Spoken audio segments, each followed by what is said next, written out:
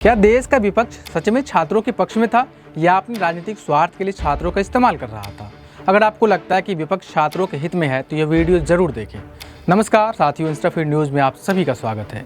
कल तक जो विपक्ष देश के सड़कों पर छात्रों के स्वर्णिम भविष्य के लिए धरने दे रहे थे, सड़कों पर लौट रहे थे, गोली खाने के लिए तैयार थे, फिर अचानक ऐसा क्या हुआ कि बच्चों के हित में बनाए जा रहे कानून के खिलाफ हो गया? कांग्रेस, आप, सपा, उद्धव जितनी भी पार्टियां हैं और नेता हैं, सभी कल तक बच्चों के मुद्दे पर इतने अग्रेसिव थे कि लगता था कि सरकार को उखाड़ फेंकेंगे।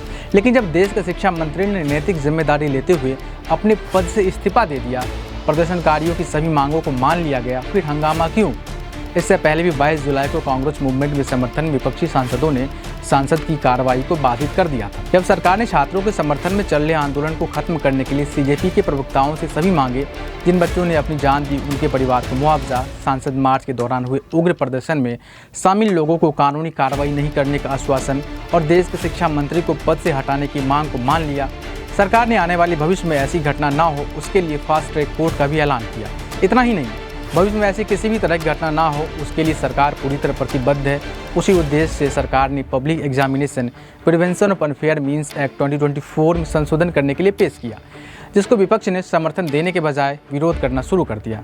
विस्तार से जानिए आज सदन में हुआ क्या था। नीट पेपर लीक विवाद और देश भर में हुए छात्र प्रदर्शनों के बाद केंद्र सरकार ने लोकसभा में एंटी पेपर लीक कानून को और सख्त बनाने के लिए संशोधन विधेयक पेश किया।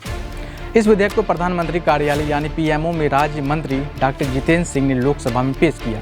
इस प्रस्तावित public examination prevention of unfair means amendment bill 2026 के अनुसार पेपर लीक की जांच अधिकतम 2 महीने के भीतर पूरी होनी चाहिए। पेपर लीक या परीक्षा में धांधली करने वाले व्यक्ति को कम से कम 5 साल और अधिकतम 10 साल तक की जेल हो सकती है।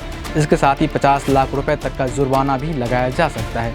अगर मामला किसी संगठित गिरोह से जुड़ा है तो कम से कम 7 साल की जेल और 10 करोड़ रुपए तक के जुर्माने का प्रावधान किया गया है। अब सवाल है, मौजूदा कानून में संशोधन क्यों? अभी लागू public examination prevention of unfair means act 2024 के तहत पेपर लीक या परीक्षा में धांधली करने पर 3 से 5 साल तक की जेल और जुर्माने का प्रावधान है। संगठित गिरोहों के लिए 5 से 10 साल तक की जेल और कम से कम 1 करोड़ रुपए के जुर्माने का प्रावधान है। इसे और अधिक कठोर बनाने के लिए सरकार को इस कानून में संशोधन करने की जरूरत थी। नए विधेयक के अनुसार सभी राज्यों और केंद्र शासित प्रदेशों को फास्ट ट्रैक कोर्ट स्थापित करने का अधिकार होगा। इन अदालतों में चार्जशीट दाखिल होने के 3 महीने के भीतर मुकदमे की सुनवाई पूरी करने का लक्ष्य रखा गया है, ताकि पेपर लीक के मामले में जल्द फैसला हो सके। इसी दौरान अखिलेश और राहुल गांधी ने पेपर लीक विरोधी विधेयक के पेश करने का विरोध किया।